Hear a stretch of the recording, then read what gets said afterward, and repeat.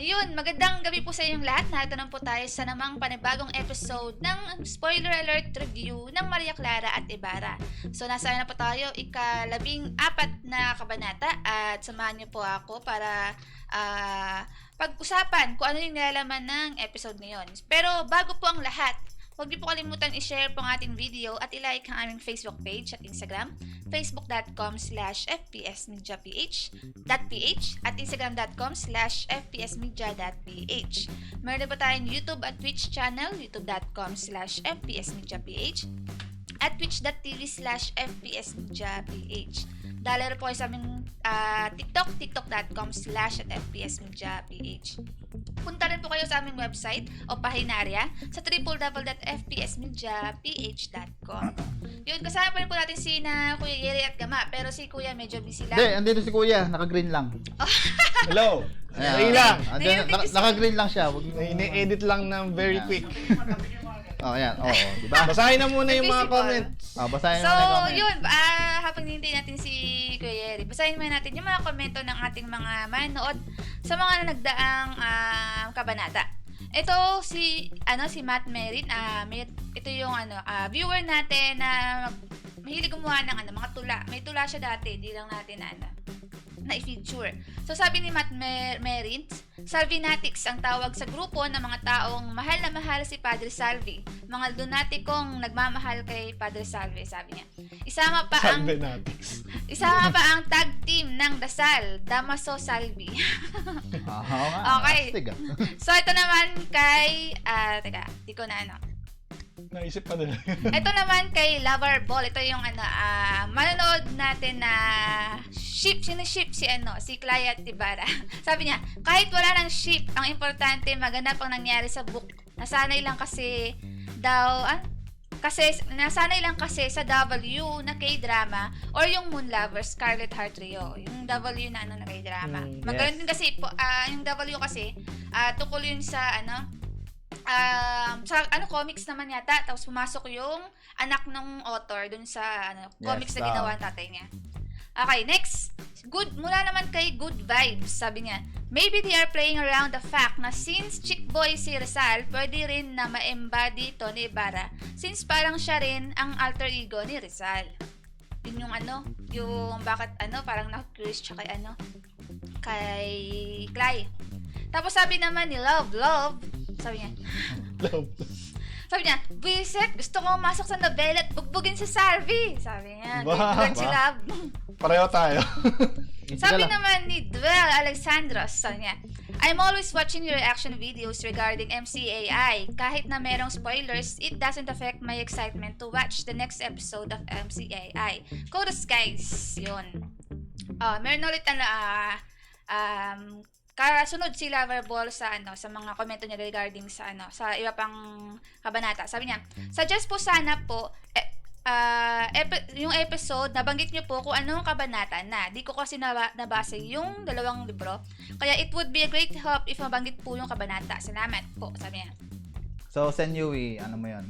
Trabaho. Banggitin natin yung... Tapos, kabalata na ba?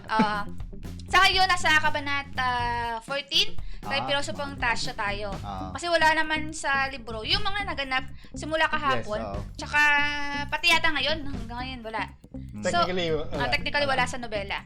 Tapos sabi naman, karugtong pa niya, may nabasa ako na kaya may Clay para kahit nawala na yung original Maria Clara sa Noli, may kasama pa rin sa Ibarra o Simon na Maria Clara na si Clay sa Elfili. Kaya Maria Clara at Ibarra pa rin hanggang Elfili. Kahit na patay na si Maria Clara sa second book. Well, ang tagal ng matagal na kung magsi-second book, matagal na panahon ng lilipas nun para kay Clay. Kasi ilang taon ng ang 13. pagitan, 13 years. So, sabi naman ni Sean J. Marukot, sabi niya, yun na nga, kaya ba talaga yung unos na sinasabi ni Filosofong Tasyo? Kasi yung unos na nangyari yung unos pero walang nangyari na Yes. na dapat na insidente or intense na insidente, walang nangyari. Bakit may iba pa bang tuko niya dito. Baka may iba pa pong unos, baka pre-unos. Pa lang po ito. Nakakatakot yung magiging emotional trauma kay Clay nito pag nagkataon. Kasi dun sa trailer, nakita natin na hinuli si Sisa. So may mangyayari talagang malungkot dito na kahit anong gawin niya, walay effect sa story. Sabi nga ni Barbie dun sa interview nila sa tag, magiging loyal sila sa libro kahit may mga patwist at patis. Anyway, another great episode. Patis. Ayusin mo kasi ang basa mo, patis. Akala ko patis. Sa Unoste, parang nakikita ko nga na parang meron pang iba. Another Kasi may pinakita sila sa trailer na umuulan eh. Oh. Na hindi pinapakita. Baka dun yun. Another great episode. May natutunan ako kay na naman ako. Kayo isa sa tambayan ko after the show. Maraming salamat last pa si Loverball. May pa si Loverball. Dami ni Loverball. So yan. Tama po, wala po mababago sa book kasi nakatadhana na yon. Gagawa ang book ng paraan para mangyari pa rin ang nakasulat sa libro. Sa kasalukuyang panahon, pwede silang magkatuluyan kasi diba namatay si Simon, pero napaibig na si Clay kay Ibarra at malungkot siya dahil kahit subukang pigilan ni Clay na mamamatay si Ibarra dahil nakasulat na mamamatay sa libro.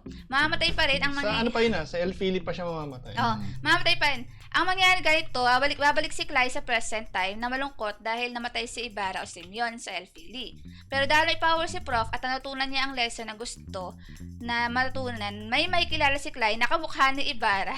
Ang ginawa ni Prof with his power, lahat ng alaala at damdamin. Tama, home. Lahat ng power.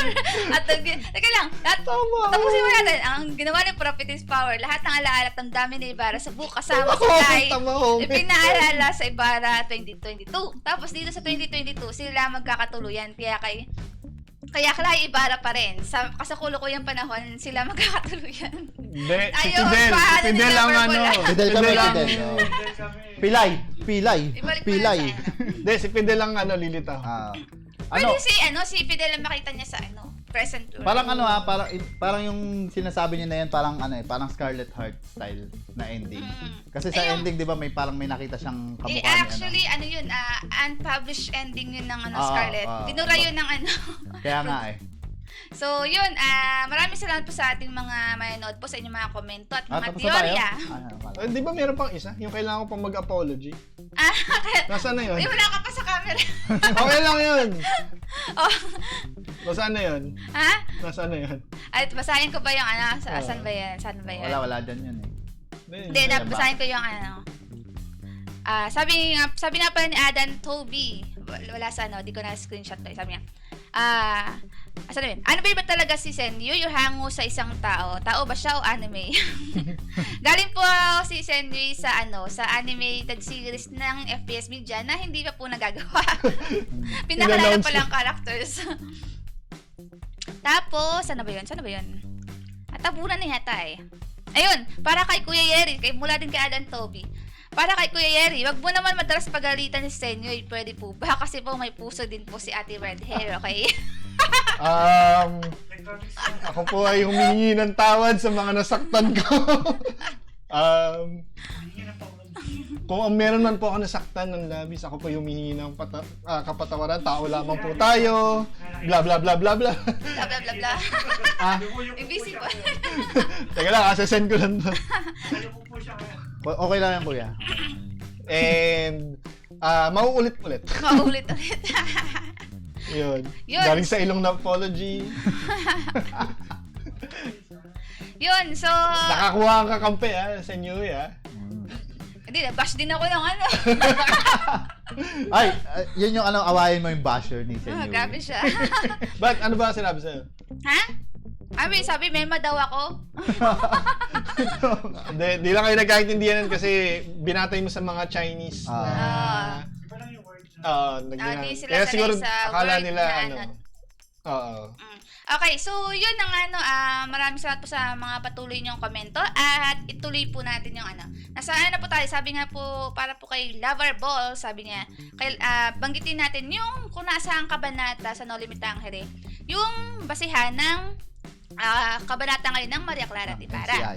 Wala siya sa libro. Sa ngayon, nasa pa lang po tayo? Nasa Kabanata 14 ng Pilosopong Tasyo. Doon pa lang po nahinto. Kasi, ang mga nangyari simula episode 13 hanggang ngayon, episode 14, ay wala po sa libro. So, dagdag details po ito. Pero papunta tayo sa picnic punta tayo base sa trailer, para bukas sa ikalabing lima na kabanata ay pupunta sa picnic sila Maria Clara para Anong kabanata yun? 15 na ba yun?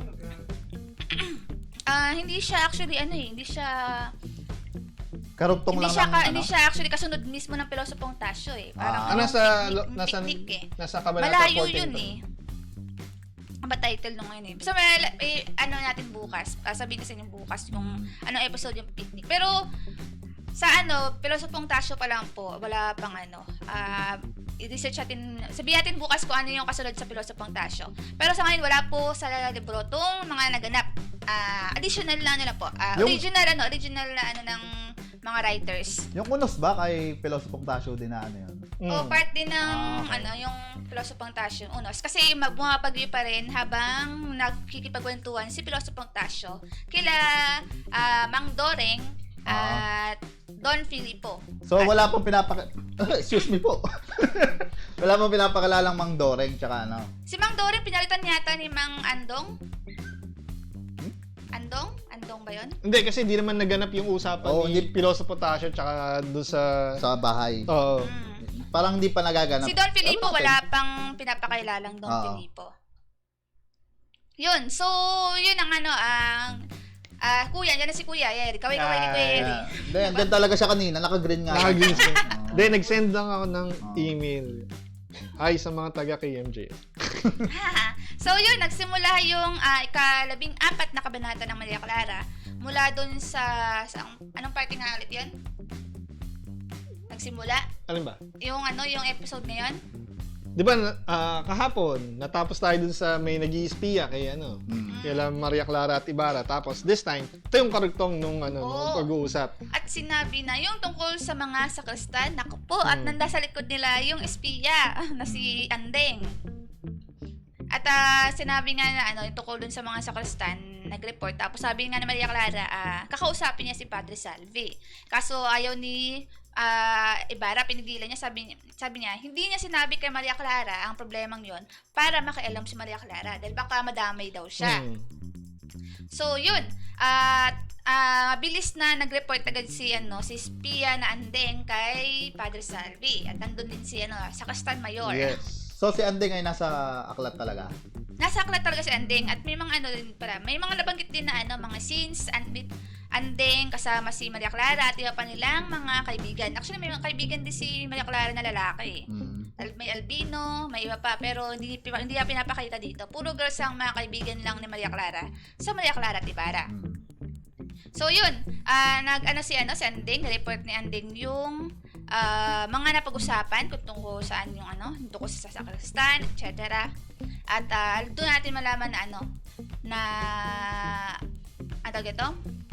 yung magiging dahilan kung bakit mas lalong titindi yung galit ni Padre Salvi kay Ibarra.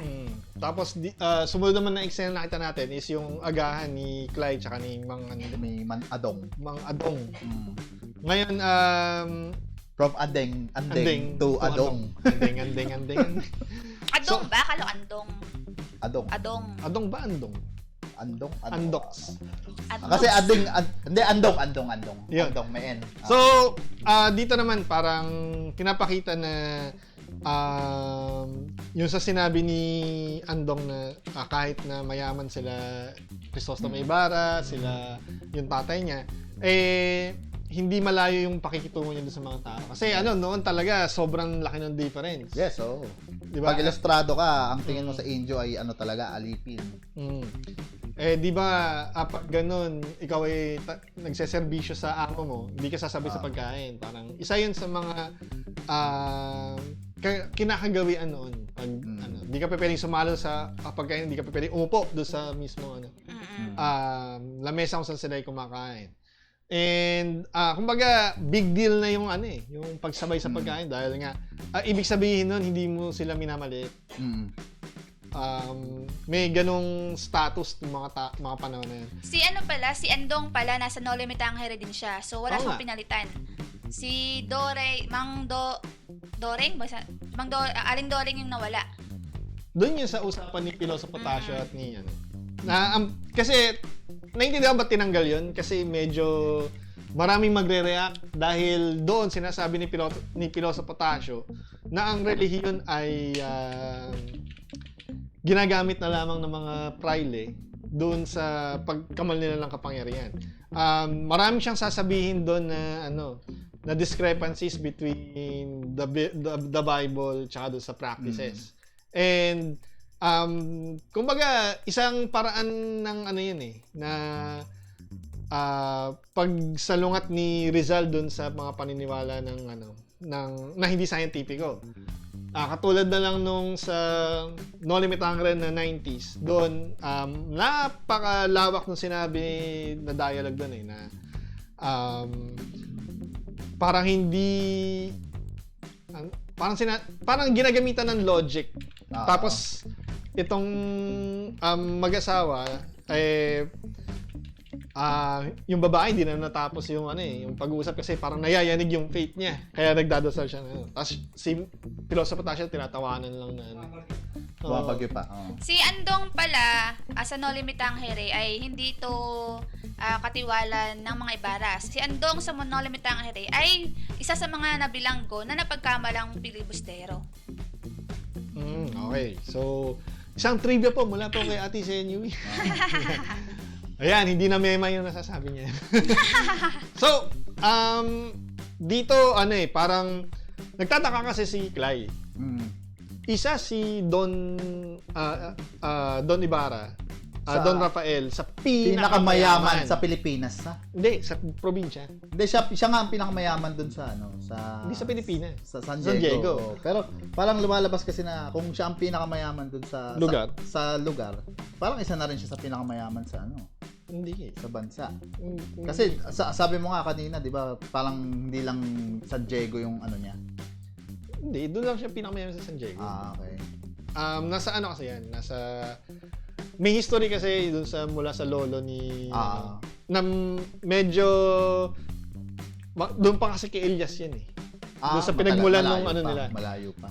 Mayroong backstory mula doon sa lolo niya tapos paano nila nakuha yung gubat na later pa yung madidiscuss. Ngayon, siya yung pinakamayaman sa probinsya. Particular sa San Diego. Pero parang tulad dito sa atin, hindi porket ikaw yung pinakamayaman, ikaw yung may kapangyarihan. Makapangyarihan. So si Clay, di nagagets yung dynamics na yun. Most possible, kahit pinakamayaman si San Diego, si Don Rafael, hindi niya ginagamit yung pera niya para kontrolin yung mga nasa taas. So, kaya nangyayari, wala siyang ka-close sa mga nasa taas. Hindi niya kontrolado yung mga makapangyarihan doon. Actually, ganito yung nangyari. Kaya na-target si Don Rafael is because meron siyang connection with the alferez na kumbaga doon sa gobyerno siya kumukuha ng connection sa negosyo sa mga tao. Ngayon, nafi-feel threatened ang simbahan doon sa ginagawa na yan ni Don Rafael. Kaya nung nagkaroon ng pagkakataon ng mga fraile, lalo na si Padre Damaso, inano nila. Kumbaga, ginawa na ng paraan. Ginawa na ng storya, tapos pinakulong na hanggang sa mamatay na. Kasi yung impluensya niya, maaring lumakas at mabuwag yung nila. Yung mga praile. Yes. So, yun yung yun yung punot dulo nung kung ano yung nangyayari ngayon kay Ibarra kasi siya yung may same ideology siya nung tatay. Okay? Naalala niyo doon sa mga previous episodes, sinabi niya na sabi ni Clay, nasa mga may mayayaman ang kapangyarihang baguhin. Pero sabi nga ni Dennis Trillo, nandun sa may kapangyarihan. Kasi kahit mayaman ka, hindi ikaw yung may kapangyarihan. Kasi doon naguguluhan si Clay. Parang, ba't di niya nagamit yung connection niya? Yung pera niya. Siya yung pinakamayaman. Sa panahon ni Clay, gano'n na nangyayari. Dahil kung sino may pera, siya makapangyarihan. Yes. Pero dito sa panahon na to, lahat nung nalalaman niya, street smarts niya, yung dynamics na alam niya paano gumana ang mundo, kulang na kulang. Makikita naman natin yan sa sa tamo yung yung nanay, yung tatay ni si Kapitan Tiago. Yan. Makikita naman natin na takot sa Fraile. Ibig sabihin, wala talaga siyang kapangyarihan doon. Ang may kapangyarihan lang siya doon sa mga Indio na alipin niya.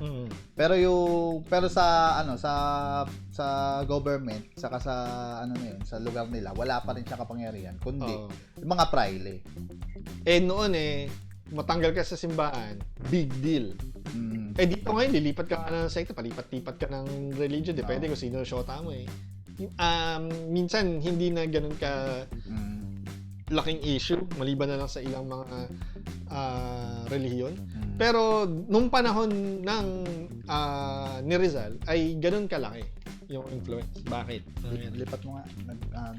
Baka nawawala ng signal. Hello? Hindi, nag-ano lang yung gumagano lang. Okay. Okay, tuloy. Yan.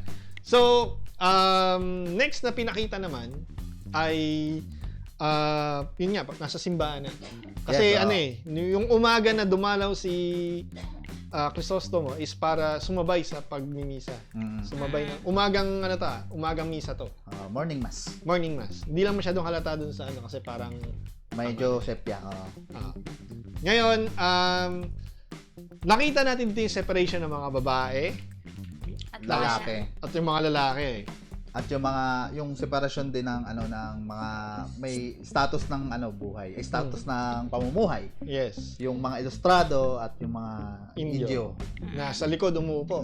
Ayan. At ilang beses natin ni-rewind dahil akala natin na doon si Jacqueline Jose. Hawig lang pala. Kasi Mukha talaga. Oh, mukha hawig niya talaga. Ang gumanap na Doña Consolacion na asawa niyang Alperes ay hawig ni Jacqueline Jose. Kaya akala natin si Jacqueline Yes. Jose. kasi si Jacqueline Jose may nunal dito. Pero na-zoom kilala na-zoom niyo to. ba yung aktor ba o theater actor? Theater actress. Malamang theater actor dahil tong si Doña Consolacion, isa din dito sa mga importanteng karakter sa Siguro novela ng Merengue. double ni Jacqueline. Double Jacqueline Jose. Kasi Akala talaga namin, Oo. di kami mapakali. Ilang beses namin ni-rewind. Pero hindi pala. Hindi pala siya yun. Kasi nakita ko yung nunal ang dami. Si Jacqueline Jose dito lang. So, yun nga. Dito din, parang pinakita na si Clay ay nakahabol dun sa dahil sabay sila ni Mang Andong. Pero dahil niya nainitan, nagpaiwan muna sa labas at nagpaypay ng mabilis. Oo. Sa loob naman, dumating yung si Tia, yung isa sa mga kakilala ni Maria Clara. Kaibigan. At umupo nga doon sa harap. At may poging Oo. mistisong foreigner doon. Foreigner nga. Na kung saan yung katabi ni si Victoria ba yan? Si Victoria. Si Victoria, Nagpapaypay. nagpapaypay na mabilis. Nanginginig. Cute. Papa Bebe. Papa Bebe. Oo. Napansin naman ni Pogi at kinilig naman to. Ito naman si Maria Clara. Tinutokso. Yung tipong, di ba kapag ikaw ay nagpapaypay na mabilis at pati pasulyap-sulyap sa isang binata, ibig sabihin nun may gusto ka. Tapos sinasaway. Maalala ko lang yung Kalye Seri, nagaganyan din si nun eh. Si Maine. Si Yaya Dab. Si Maine. Oo. Basta Yaya Dab. Yan. Yun. And, doon naman sa kabilang eksena, pinapakita naman si Clay na paypay na mabilis. Kasi naiinitan. Tapos, pasok itong si Fidel. Oo. Lakad pogi. Lakad pogi talaga. Oo. Yung tipo, poging-pogi sa sarili nung nakita niya yung si si Clay. Tapos kinindatan ba? Tawa kami nung pagpasok. Pogi. Naalala ko yung nasa pigag yung si Shish! Si Shish. Yung parang, poging-pogi eh. Yan. So, comedy, nakakatawa. Pero may mga nakita kong kasi pinost ng GMA after nung may mga nag-comment doon. Ay ang ng comment doon parang kinilig ba kayo? Mga ganun yung Sa Pilay. sa Pilay. Pero grabe tawa natin nun dahil sa ginagawa ni Clay. Oo. Kasi yung reaction niya iba doon sa ini-interpret ng ni Ni Fidel. ano yung nangyari doon? Tsaka yung niya, yung lakad niya pag proud na proud. Yun yung maganda sa palabas dito, sa palabas na to kasi may mga ganyang moments na hindi tayo sobrang seryoso kahit alam nating seryoso yung mga mangyayari, di ba? Then sa loob naman ng simbahan, parang bago mag-umpisa yung sermon ng pare, sinara yung pinto. Hudyat na sanang lalabas yung Alferez at yung si Doña Consolacion. Napigilan. Kasi di ka makalabas dahil sarado yung Ngayon, eto, nag-sermon na si Padre Salvi na magpaumanin pa dahil siya daw ay may sakit. Ngayon, tinanong nung best friend ni Maria Clara na, kasakit ba talaga? Di naman. So, kumbaga, lumalabas doon na, na nagdadrama tong, ginagamit yung kung ano man means para kumuha ng simpatsya. So, di nalalayo sa mga politiko natin na kapag biglang naka-wheelchair. Oo. Biglang napipilay. Tapos pagka may ano na sa leeg. na-pardon, nagpa-party. Oo, nagpa-party.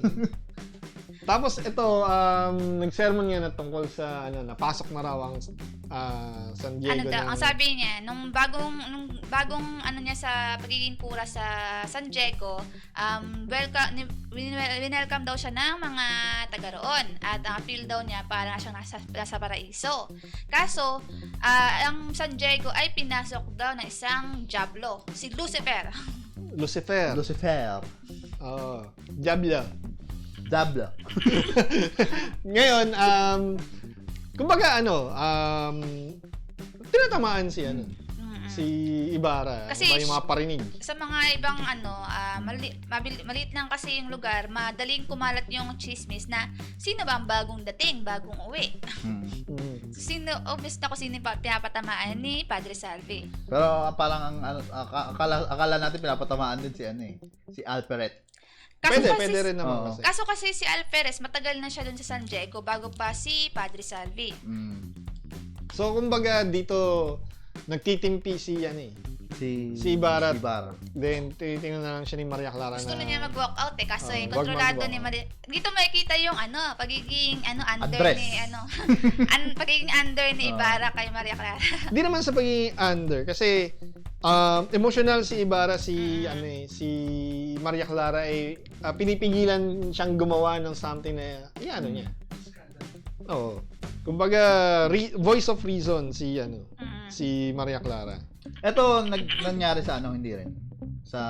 Merong ganitong eksena pero si Padre Damaso yung nagpaparinig sa okay. At yun nga yung nangyari din kay Don Rafael nung eksena last week na nasa pulpito. Ito yung pulpito na ewan ko lang kung sa mga simbahan nyo merong ganun. Sa simbahan namin parang meron balkon ng itsura. Dati kasi panagsesermon ng para hindi sa harap ng audience. Hindi sa altar. Aakyat siya sa pulpito para siyang maliit na parang balcony na nakataas sa pero parang mataas sa level. Parang nakaka-stiff neck. Lagi nakatingala yung mga tao. Yun kasi yung purpose Tingalain mo siya.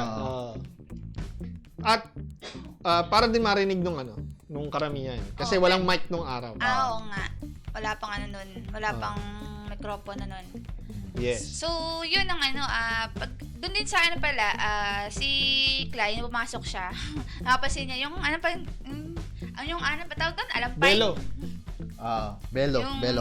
Na naging belo, inanon niya sa ulo niya. Kasi ginagawang belo ng mga tao pagpasok sa loob Parang paggalang kasi yun. Kapag samba, yun ay talaga may suklob ka sa ulo. Sa mga lola natin, makikita pa rin naman natin yan. Pero hindi itim. Minsan puti na yung gamit nila. Suotin pala yun pag di ba? Yung mga, matawag doon sa pag nagkukumpisal na yung mga bata. Kumpisal. Pero yun ay, nung araw pag ikaw ay babae, required yun. Parang sa mga Muslim nating mga hijab ba tawag? Hijab ang tawag doon Yun. So, pagkatapos ng sermon ni Padre Salvi, nasa labas na yung yung eksena. Nagpapaalam na yung mga tao kay Sakura. Tapos si Ibarra, sabi niya, ako nga talaga pinaparinggan ni ng kura, ganito ganyan. So, sabi ni Maria Clara, magkailangan humingi ng paumanhin si Ibarra para maayos yung gusot. So, nung papaalam na rin sina Maria Clara at Ibarra kay Padre Salvi, hindi nagpamano si Padre Salvi kay Ibarra. So dead ma siya kay Ibarra. Tapos ito naman si Maria Clara, syempre to the rescue. Nakiusap ulit. Nakiusap Akala ko po ba pinatawad niyo siya? nakiusap ulit siya sa Kura na patawarin si Ibarra. Tapos nagmalinis naman tong si Padre Salvi na sabi niya siya raw ay mapagpatawad kaya papatawarin daw niya si Ibarra. Hindi daw siya nagtatanim ng sama ng loob. Chos. So, yun, pinatawad niya. Tapos si Ibarra naman, ewan ko kung naniwala ba siya o ano. O at sumasakay na nakapagmana siya. lang. So, yun, pagkatapos nun, nag-request din si Maria Clara kay Padre Salvi. Nakakausapin ng private. Tapos tungtuwa naman si Uy, syempre. Syempre. But of course. Kasi nang sila lang daw Buti nila kasama si Tia Isabel sa binanggit. So, Pero sinabi ni Padre Salve, pero kayong dalawa lang. Di ba, nagpatawad na siya, pero ayaw niya pa rin kasama si Ibarra doon sa... So, doon pa lang ang gara napaka-ingin, napaka-creepy na ang dating. So, yun, bumalik sa ang problema lang, naputol yung natin Hindi mabot yung commercial ng live stream. Doon sa live stream kasi, kapag commercial, may sariling commercial piniplay online. Pero hindi nakahabol doon sa umpisa ng medyo nakat. So, hindi natin naumpisahan yung ni Salvi. Pero ang sabi niya, tumanggi siya kay Maria Clara, sa hiling ni Maria Clara, na kunin yung mga sakristan. So, di sinabi ni Maria Clara na sinasaktan ni Padre Salvi. Kukunin lang niya yung mga sakristan mula sa para simbahan. makapag-aral. Yes. Kasi hindi nila pwede pagsabihan na hindi nila pwede magbintangan yung kura na nakit. So, ang gagawin lang nila, kunin yung mga sakristan, kunyari. Tapos ang sinabing palusot ni Padre Salve sa ano pa yung mas mabuti na sila ba'y nasa simbahan, di ba? Kumbaga, para sa kanila, mas nalalapit sila sa Diyos. Parang ganyan. Yung edukasyon para sa kanila, hindi kailangan dahil kailangan nga sa kanila lang makinig. So habang nangyayari pala yon, ito namang si Klein, nakaharap yung nahanap sina Basilio at Crispin at sinabi niya ang good news daw na magagawan daw na niya ng paraan para mailayo yung mga bata sa simbahan. Ngayon, ang tanong ni Basilio, kung nilayo sila sa simbahan, paano na raw yung kabuhayan nila? Dahil sila lang yung inaasahan ng kanyang mga magulang para sa Kasi walang kwenta talaga yung tatay. Pinakita yung tatay dito kanina. Kahapon. Kahapon pala. Kasi di ko lang pala kahapon. Kahapon pala. Pinakita na pala yung tatay. Bebe time Ayun, ang sagot kasi dito ni Clay parang, ay, oo nga, So, ibig sabihin, minsan kasi, at nakikita naman natin ito ngayon. Pag tumutulong tayo, minsan hindi natin iniisip ano ba yung repercussion ng pagtulong natin. Na baka mamaya yung pagtulong natin superficial lang kasi gusto lang natin na maging masarap sa pakiramdam. Pero hindi natin naiisip na minsan, ikaw, gusto ba ng scholarship, yan. Sagot ko na yung tuition mo. Pero di na naisip, paano yung pang-araw-araw na kaya nga di siya nakapag-aral in the first place. Kasi yung mismong daily expenses ang di kaya. Tas wala na. Di ba? Basta ako, nakatulong ako. Parang yan. Tas ilalabas pa sa social media. Ganyan. Pagmamalaki na, ako, meron akong pinag-aral. Meron akong dapat kasi, isipin yung tipong, minsan, yung tao nagugutom, bibigyan natin tinapay. Pero ang kailangan nila, matutong mangisda, gumawa sa yung tinapay. Or magkaroon ng decenteng trabaho. Okay.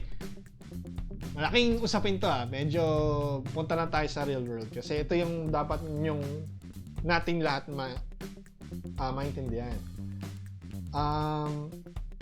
Hindi lahat ng tao na sinasabi natin mahirap ay gusto nilang maging mahirap. Okay. Madaling sabihin, dapat marunong kang dumiskarte. Dapat marunong kang ganyan. Pero hindi lahat ng tao merong bakanteng posisyon sa trabaho na ganyan. And siguro, yung mga bagong graduate yan, nararanasan nyo yan. Yung biruin mo, magiging sales lady, kailangan 4-year course, tapos? Yes. Bawa na lang, K-12. Sabi daw, makakatulong yan na pag ikaw ay nakagraduate at least man lang ng senior high school ay makapaghanap ka ng trabaho. Gaano karami dyan yung senior high school graduate na tatanggapin. Di ba hanggang ngayon, pinoproblema pa yan ng pamahalaan na nakikiusap sa business sector na parang awan nyo na, tanggapin nyo yung ano.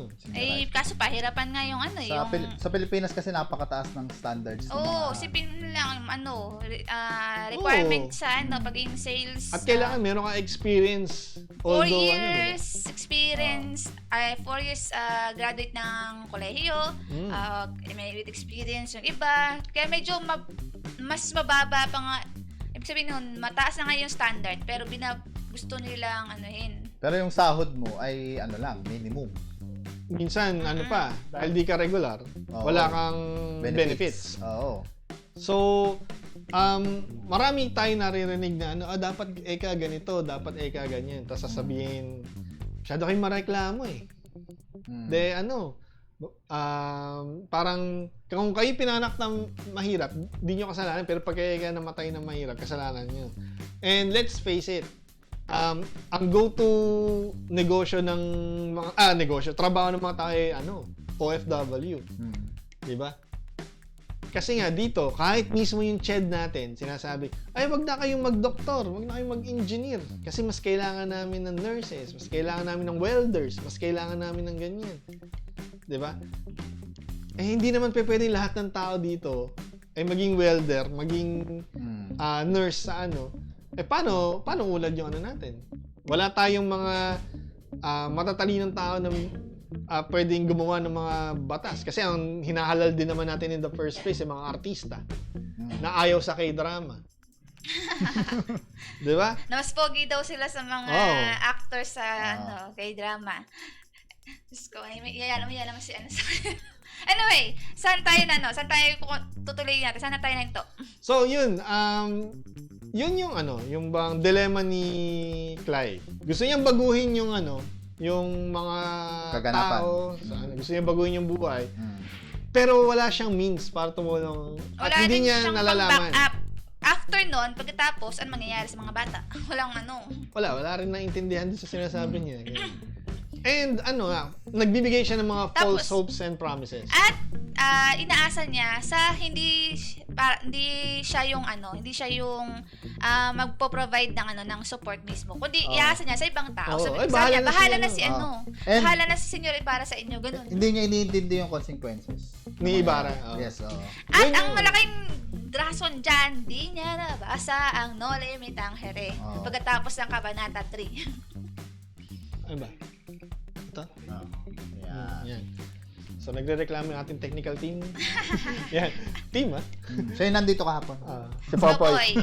And, para sa akin, big deal yun. Kasi marami sa atin yung ganyan na parang ang dali na lang magbulalas na dapat kasi ganito, tumulong ka, baguhin mo, ganyan. Pero hindi naiintindihan yung inner workings ng mundo.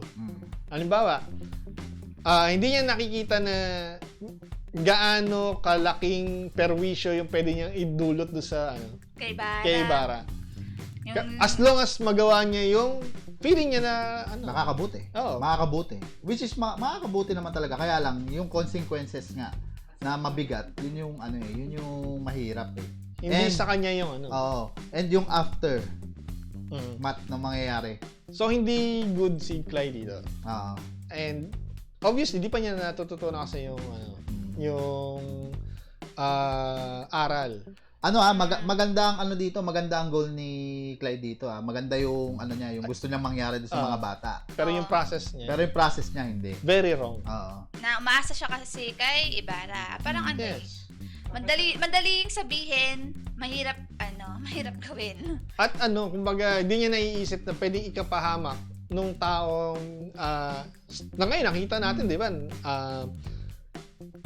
Sabihin natin meron nafo-fall siya doon sa tao na yun, pero ang tingin ko siya magiging rason nung bagsak ng iba. Nilalagay niya sa mataas na pedestal si Ibarra. Masyado mataas yung expectation niya kay Ibarra at hindi niya alam na kung ano magiging kahantungan ni Ibarra at magiging sa mga bata. If ever nga na maging successful nga na nakuha ni Ibarra mga sakristan, alam naman natin kung ano mangyayari kay Ibarra. Ano mangyayari sa mga sakristan pagkatapos? Ganun din.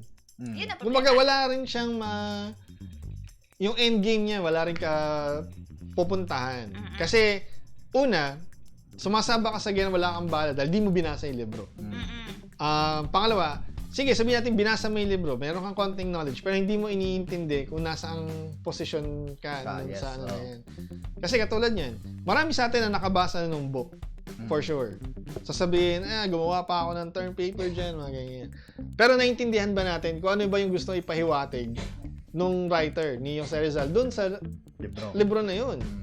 And yun yung parang kulang. Madaling sabing, nabasa natin, nakatapos tayo sa kurso na yan, mataas ang grades natin. Pero Hindi let's natin face it, naiintindihan. binasa lang natin na ano. Hindi natin inunawa.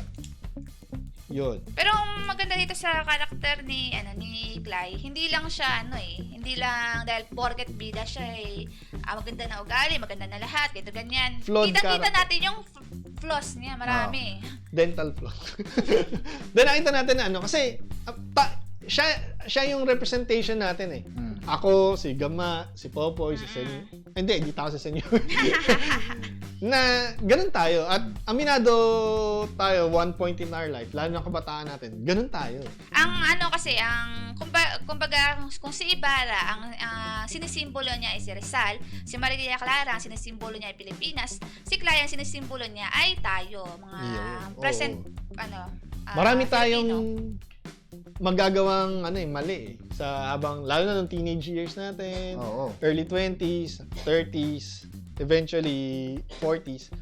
Pero may lesson na dapat tayo natututunan. And meron tayong mga mistakes na hindi na dapat natin magagawa o gagawin. Kung natutunan natin. Yes. Kasi merong examples. Kaya napaka-relevant ng history kasi di pala dapat tayo ganito sa mga mahihirap kasi pwede tayong hablutin sa ating mga kabahayan katulad ng nangyari kay Mary Antoinette sa France. Yes. At pinugutan ng ulo sa plaza. Yun yung French Revolution actually 1890s din dahil doon din binatay ni Bonifacio yung sa although nag-fail yun sa atin. Pero sa history isa yan sa mga lesson. And 5 years ago, doon sa Paris, ginawa ulit yan. Naglabas sila ng guillotine para takutin yung prime minister nila. History repeats itself. And dahil natutunan ng mga Parisians na, ganito yung nangyari noon nung hindi sumusunod ang parliament sa masa at tayo ginigipit. At labas natin yung guillotine at hablutin natin sila ulit. Ano nangyari? Hindi natuloy yung law na ipapasa na magiging deterrent sa mga London Parisians. Tama ba? Pag taga-Paris, Parisians. Parisians? Londoners. Awan ko. Basta, yun yung Tiga Paris. Ano lang yan, 2015? Yung Yellow Jacket Movement. Research nyo yan. Nakakatawa yung na yan. Diba? Nitong pandemic sa Peru, yung gobernador noong 2020, sinugod sa bahay. Why? Dahil, nag-hoard ng mga relief.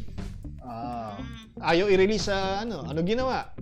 Sinugod yung mansion niya at Montek na.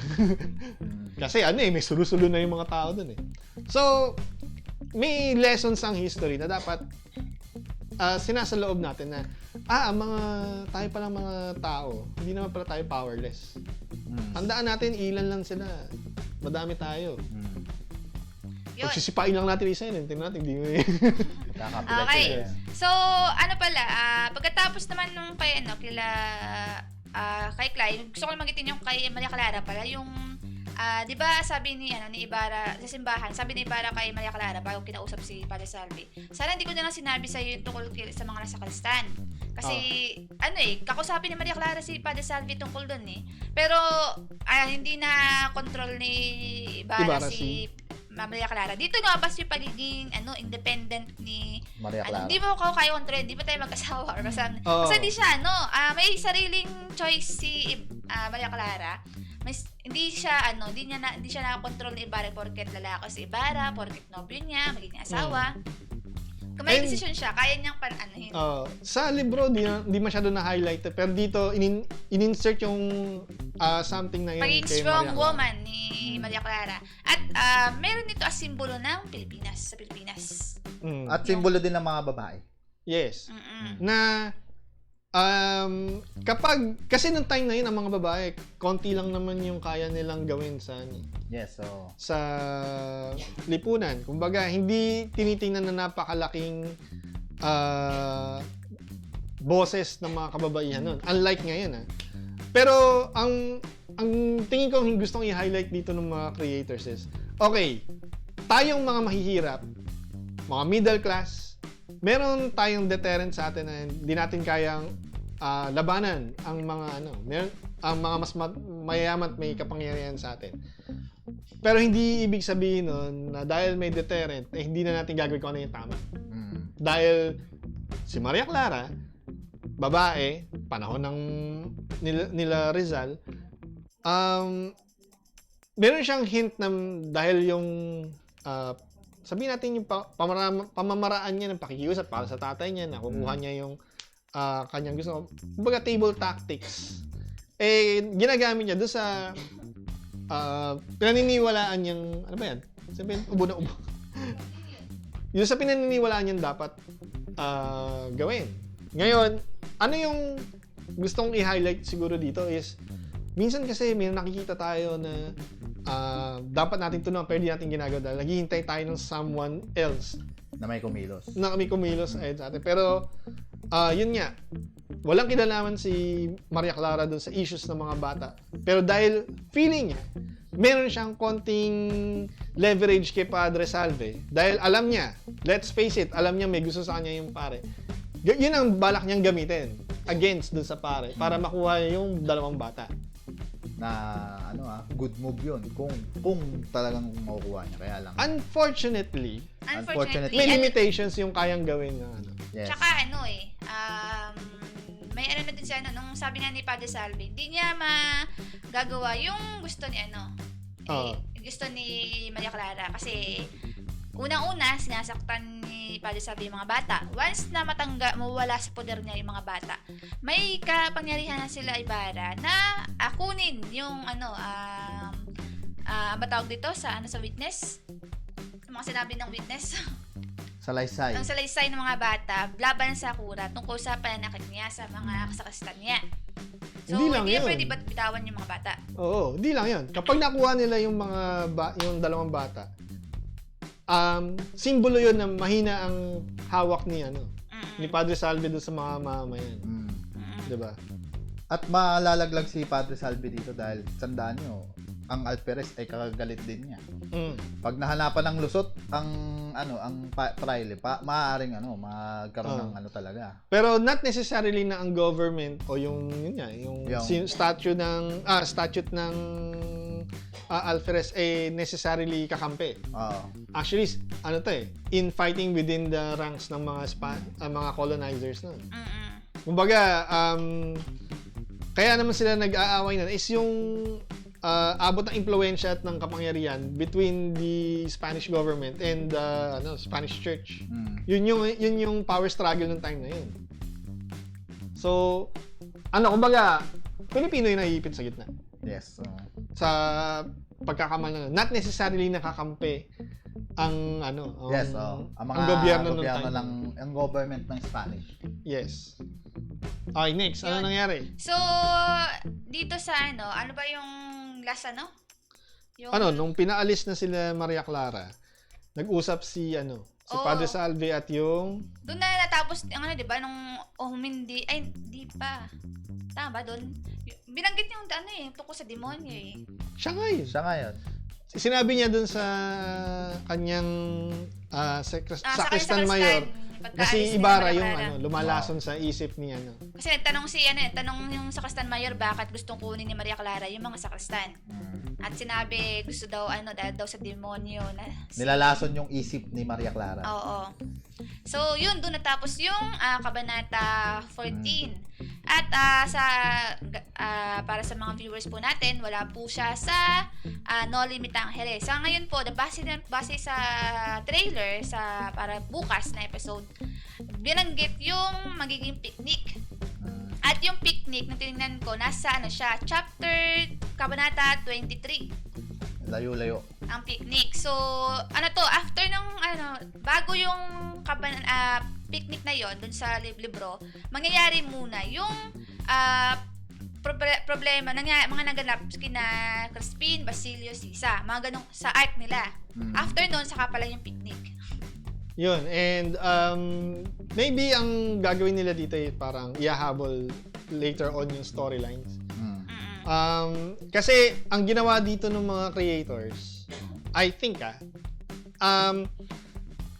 binasa naman nila yung book.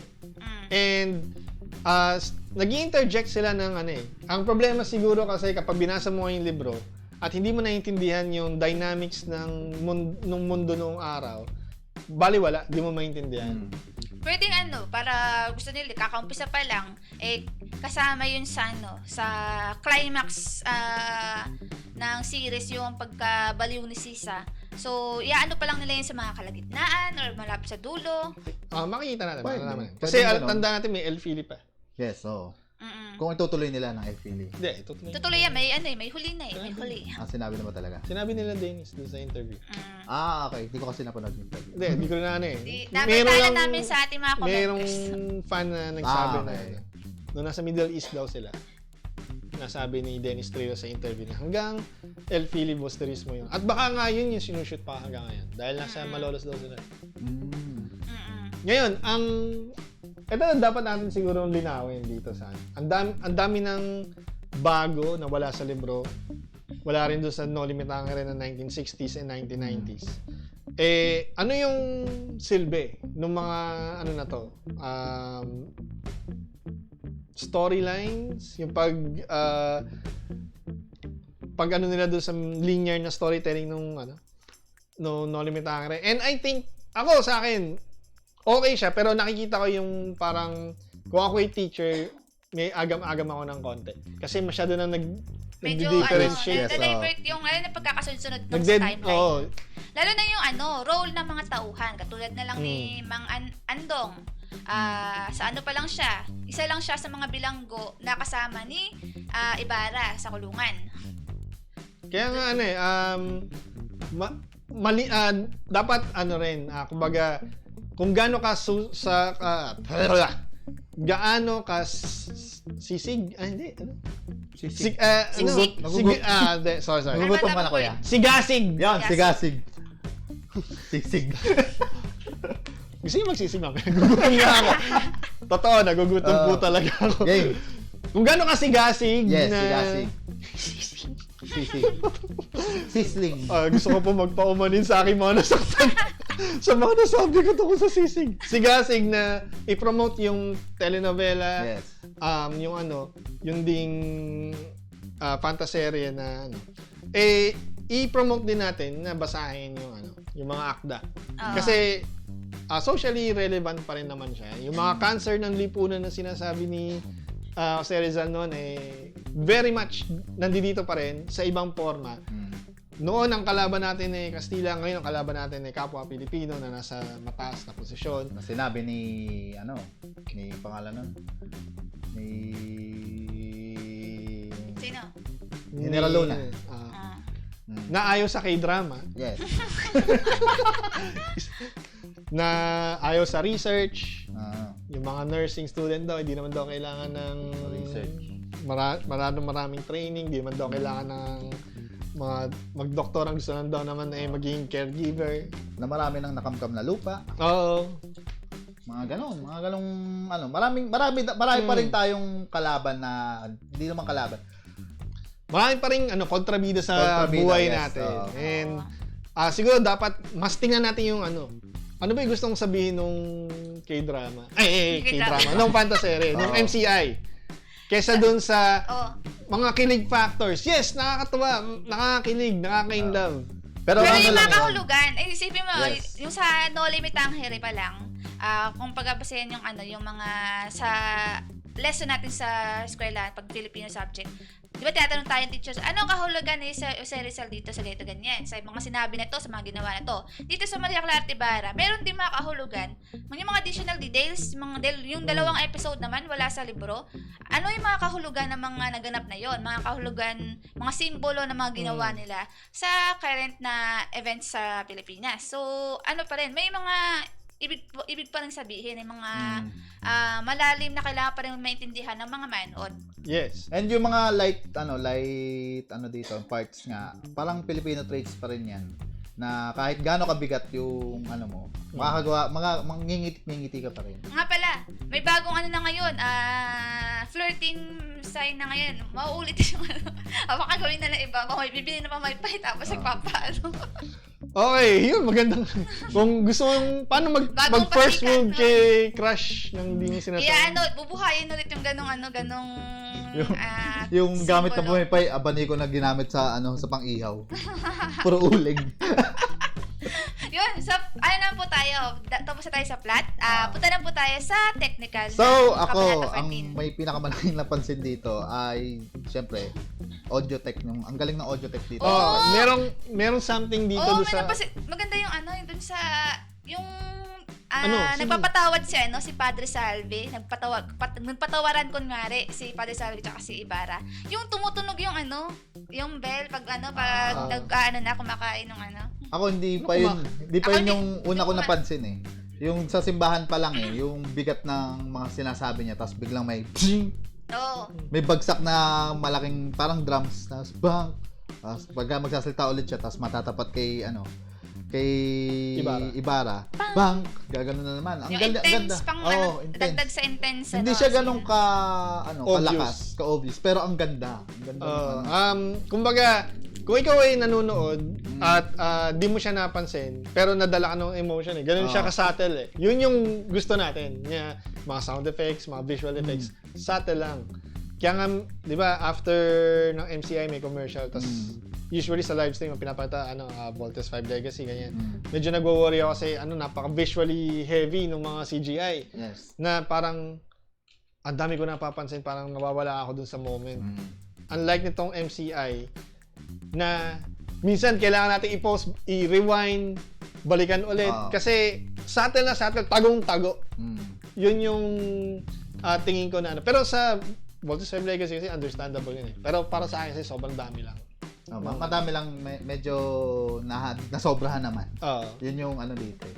So, kumbaga, hindi pa rin nawawala yung yung feeling ng consistent siya from start to finish. Maganda yung And ito parang kumbaga papunta na sa rurok nung sigalot na mangyayari kasi alam natin once na mapahamak si Padre Damaso yung yung ulo niya dun sa paggawa nung kanyang eskwelahan, sunod-sunod ng dilubyo yung mangyayari noon hanggang sa sa ending. Isa Kaya, pang sige, tuloy mo. Sige. Hindi, kaya ka pa eh. So, yung bukod dun nga dun sa gusto ko rin yung yung, tawag dun sa yung tumutunog na yung bells. Yung pag ba tawag dun sa pagkakain na yung pare. Postia. Nestia. Pag sumiinom, di ba Bell tumutunog na yun? yun, bell ng simbahan. Yung habang pagkasabi ni Padre Salvi na pagkasabi ni Padre Salvi na nakapatawad niya si Ibarra, tumunog yun. Tapos nung sumagot si Padre Salvi, si Ibarra, tumunog din yun. Parang ang ganda ng parang may ibang kahulugan. Parang sa yung pagkapatawad nila. Kasi usually dinidepict natin yun sa mga holy and good things. Pero dito kasi meron siyang melody pa nakasama na medyo nefarious ang dating. Kaya ang dating tuloy is parang sa mga horror films na So parang gano'n na parang meron ka dapat katakutan dun sa sinasabi na yan. May pa rin, may doubt ka dun sa sinasabi niya. Dito napansin din natin yung hindi ko lang naman kung ginawa na ba to dati sa ibang kabanata na hindi sila 5 seconds ba? 5 seconds rule? Hindi tumututok ng matagal sa isang angle. Nililipat kaya madalas maraming tracking shots eh. Lalo sa mga loob, sa bahay-bahay, sa mga pagka may dalawang nag-uusap lang, marami silang tracking shots talaga. Nakakatuwa. Kasi, Tapos ano rin, hindi lang yung nagsasalita yung tinututukan, hindi pati yung reaction doon sa nagsasalita. Oo, kasi usually sa mga lalo na kung malalim yung sinasabi, minsan nakatutok lang na matagal lang yung isang sa isang angle yung camera eh. Dito mo makikita na hindi tinipid ng shots. Tapos dito mo maano na talagang tinutukan to na hindi minamadali. Oo, ilang camera yun? Minimum 5, mga ganyan. Siyempre, kumbaga, ang hirap din mag-edit ng napakaraming marami ka isi-sync in. patong-patong. Oo. Tapos yung audio pa niyan. Magkano ang budget nito? Weekly? Kada week daw, and batay dun sa kumakalat ngayon na 10M. 10 milyon Sa every week. weekly. Ang budget. Pero, tingnan natin, kasi kinumpara sa K-drama na, sinasabi mas maliit na daw. Totoo naman. Totoo naman. Mas maliit na, tapos, technically, mas mahaba pa. Kasi, every week, sa K-drama is 1 hour lang, di ba? Technically, 40 plus minutes. Pero dito, dahil siya ay 5 episode, and ang isang episode ay nasa 28 minutes, minsan, ganyan. Sabihin natin 2.5 hours. Ano pa rin, kumbaga, understandable na bakit inaabot ng ganun. Kasi una, maganda. Pangalawa, hindi lang 1, 2, 3 yung camera. Yung rig pa nun. Yes. Hindi kasi siya nasa tripod lang. Sabi nga namin, di ba, mayroong mga tracking shots. Tsaka may mga, sliders, minsan kasi may mga bago rin silang dinadagdag ng mga gamit na usually, dahil nga, noong unang panahon, wala na yung mga gamit na yun. Oh, So, yung mga customized pa yun. Customized yun talaga. Pati yung damit, nga pala, yung damit pala ni Ibarra. Well, pinapakita naman sa may commercial yun eh. Pagka dito sa may yung live stream, yung paggawa ng damit, talagang sobrang napakaraming research ng ginawa yung nila. kay Rocco Nacinio, national artist pa yung gumawa na. Kaysa-isa na lang sa Ilocos. Gusto ko yung damit ni Ibarra sa simbahan eh. Obvious talaga na Fitted. Fitted lang talaga sa kanya. Fitted lang sa kanya. Tapos, ba, yung mga costumes na ginagamit everyday and then yung mga extras. Ang dami. Ang dami. Talagang Yung iba nga maglalakad lang eh. Oo. Di ba? Yung mga parasol, wala nang ganun ngayon. Ultimo yung mga nasa kalesa. Yung mga abubot doon, yung lamp, yung parang lamp, lalagyan ng ilaw. Na, ang gumagawa kasi nung araw na yung mga tinsmiths kung tawagin. Ngayon kasi wala nang ganun eh. Yung design ng kalesa, ang ganda rin. Hindi na yung modern kalesa dito sa Intramuros yung yung design. Mga luma pa. Mga luma na Kaya talagang well prepared talaga to. Pati yung mga lahat ng props sa bahay. Ito isa na napansin ko kanina. Nung nag-uusap si Maria Clara at saka si Ibarra dun sa bahay. Yung damit kasi ni Ibarra, di ba, medyo reddish. Tapos ang backdrop niya ay yung sa bahay, di ba, sabi ko nga kahapon medyo reddish siya. Tapos si Maria Clara, ang background niya yung yung may halaman sa loob ng bahay. Na kung saan, kung wala yun, malamang sa kakainin siya ng background kasi yung kulay ng damit malapit doon sa kulay ng pader. And dahil naglagay sila ng mga ganun, strategically. Tapos, may mga shots na nakikita natin yung si Tia Isabel ay nakikinig. Kasi kunwari, nagnananahi siyang gano'n eh. Blurred out siya pero nakikita natin yung movements niya. Nakikimarites pala. Yes. Kasi para mo magawa yun, susukatin mo yung distance between Dennis Trillo, saan uupo si Tia Isabel, at gaano kalayo yung camera, tapos kung anong yung sa bouquet, gaano kalaki yung parallax. Pati yung yung sa simbahan, ang upuan 'di ba doon pag yung pagpalit ng focus kay Mang Andong mula kay Ibarra na magkakatapat sila. Ang ganda ng mga shots. Kasi hindi natatabunan yung mga side cameras. Yung angulo saktong-sakto. Na hindi siya sasabihin natin, okay, shoot na tayo. Lagay niyo yung camera niya. Hindi. I'm sure, inabot ng ilang oras yung setup pa lang. Trial and error kung gaano kalaki yung bouquet, gaano kalaki yung and then yung rehearsal niyan, and then yung pagkakashot. Hindi mo siya magagawa ng one try lang. Yung pag kinuha mo ba yung director, kasama ba yung staff nun, yung production staff? Okay, ganito. Sa production pati yung staff, cameraman, etc. Meron director. Okay. Ako director, ito yung gusto ko mangyari. Ngayon, kukuha ako ng tinatawag na director of photography. Ang director of photography, usually siya yung nag-handle nung sa camera. So, hindi siya basta-basta cameraman lang. Yung, ang ginagawa lang naman niya, mag-on and off ng camera, mag-record, mag-pause, mag-stop. Hindi. Isa sa mga hindi nyo alam is, merong math sa filmmaking. Susukatin yung distance, then ano yung lente na gagamitin, meron siyang computation. Ganon din sa ilaw. Meron lights engineer. And dito, di ba, talagang yung ilaw dito, hands down talaga eh. Kasi tayo, nag-shoot tayo, meron din tayong mga ilaw. Alam natin kung gaano karaming ilaw yung ginamit dyan. Hindi lang 5. Di ba? Kasi kahit na nasa kadulo-duluan ng simbahan, nakikita natin yung details ng simbahan, hindi siya black, hindi siya dark. Lahat, ilaw, reflectors, diffusers, lahat ng ang ganda ng mga shots eh. Kasi makikita mo, ang layo ng simbahan, ang lalim ng simbahan. Ito, hindi to okay Ako nagtataka paano nila pag-budget yung 10M sa isang linggo. Kasi para ma-execute mo yung eksena na yan, ang laki nung gagastusin mo. And kudos dun sa nagawa nila ng paraan. Para sa akin, minimal yung budget. Kasi, yung effect kasi, batay lang sa experience namin na napaka-amateur at napaka-konti, napakahirap i-execute. At napakadaming taong gagalaw para lang magawa yung eksena na yan. At napakatagal gawin. Pagka konting tao. Lalo pag konting tao lang. Doon pa nga lang sa pag-switch ng yung focus, defocus, parang hirap na i-timing. Ako, ito yung dalawang nakikita ko napakahirap na shots na gawin dito sa series na to. Una, yung mga indoor shots sa mga malalaking lugar tulad ng simbahan, tsaka yung mga bahay. Alam naman natin na parang saan mo itatago yung ilaw na yan, di ba? So, napaka-big deal na nagawa nila yon.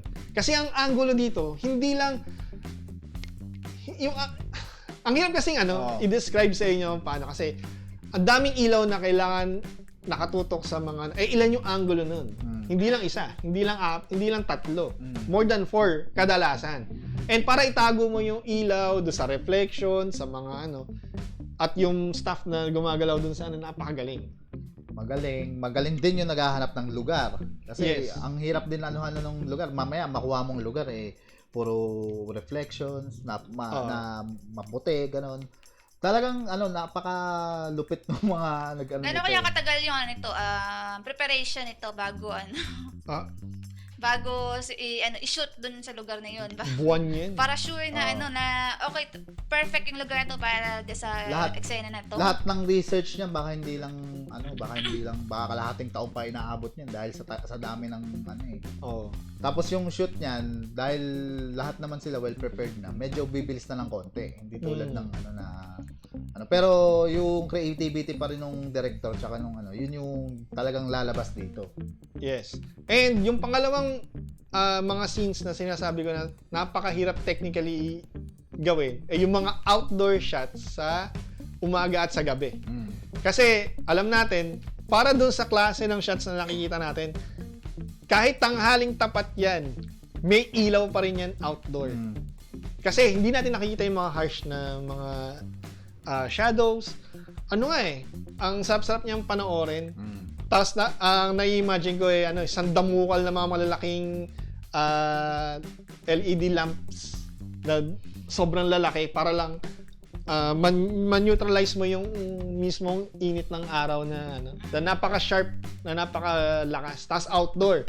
Tapos makikita mo pa rin yung simbahan. For sure, meron diyang ilaw na iniilawan yung background para lang lumutang at magpantay sila. Kasi hindi mangyayari yun sa tunay na buhay. Kasi may isa doon magda-dark. Sa pangalan napansin ko, dahil maraming theater actor dito. Ang talent fee ng mga to, mas mataas ba to kumpara sa extra? Kasama ba yun sa 10 million na budget? O iba pa yun? Hiwalay pa yun? Hindi, kasama yun sa budget. Pero yung sabihin, build yan per day. Gaano ka, tas, hindi naman, ilan lang yung mga eksenang, actually, sa bahay, may at least dalawang, pa sila dun Dahil ngayon nagsaserve ng ng pagkain, iba pa kay Andeng. Kung tutusin, pwede si Andeng yun Pero meron pa silang iba. Mga ibang ginamit na tao. Oo. Kaya parang, kaya buhay na buhay yung mga eksena Kasi merong something movement, may movement sa mga backgrounds na maliliit lang yung galaw. So hindi yung parang stage na parang merong organic na nangyayari sa background na may sarili silang mga storya, may sarili silang mga buhay. So yun yung maganda talaga. Yun. So, ano pa ibang dagdag sa technical? Wala, perfect na. Oh. Perfect na nila eh. Hindi So- lang na perfect, lalo pang gumaganda. Oh. So, yun ang ating review at reaction sa ika-14 na kabanata ng Maria Clara at Ibarra. Abangan nyo po yung bukas yung mangyayari kung medyo last day na ng ikalawang Last day. last day na ikalawang linggo. Ikatlong linggo. Ay, ikatlo na ba? Kalawa pa lang. Ikalawa pa Hindi. lang. Nag-umpisa siya at 13. Ay, hindi, pang 10 na pala dapat. Ikatlong Ikatlo linggo pala, na to. ikatlo pala. Katlo na nga. Mat, namali na narito. Di ba? So, last day, ikatlong linggo. So, abangan, baka, may something na cliffhanging, moment. So, abangan Kasi niyo po. doon sa trailer, pinagyayabang ni Fidel na, kaya pala tong si Oo! Binibining Clay, mainit ang dugo sa akin. May gusto siya sa akin. Tapos Sabi naman niya. malalaman ni Clay yung ibig sabihin nung Oo. Nung pagpaypay. nung pagpaypay. So, at base naman dun sa, hindi naman yata, mga girls kasi kasama dito Maria Clara sa picnic. Hindi natin alam po ito ba yung picnic na tinutukoy sa No Limit Tangere? O kasi may kasama mga lalaki yun sa Hindi, nandun din sila pero may sariling group sessions tong... Oo. sa bagay. So, may laman natin Tsaka yung nasa ilog na sila eh. may laman natin yung mga mangyayari sa ika-15 kabanata ng Maria Clara at Ibarra. Maraming salamat po sa mga manonood po natin, sa mga nagkomento at nagbigay ng mga kanilang teorya, suggestion, at mga nais nilang mangyari sa kanilang ship. So maraming salamat po. Patuloy lang po kayo sumaybay sa amin at susubukan po namin makapagbigay ng medyo makabuluhang review. Medyo makabuluhan. Semi po, semi-fruitful. Lumalabas yung magic background. Yun. So maraming salamat po sa ating mga manood. Guma? Alin ang... Ay, di pa pala. So, yun. Syempre, huwag niyo kalimutang i-like and share ang aming mga videos at mag-comment na rin kayo ng mga gusto nyong iparating. Bashin nyo kami o wala kaming pakialam. Basta mag-comment kayo ng kung ano ang gusto nyo i-comment at syempre, huwag niyo kalimutang i-like ang aming Facebook page at Instagram. facebook.com/fpsmedia.ph at instagram.com/fpsmedia.ph. Meron din kami YouTube, Twitch, at Anong TikTok. dabot mo sa likod ko?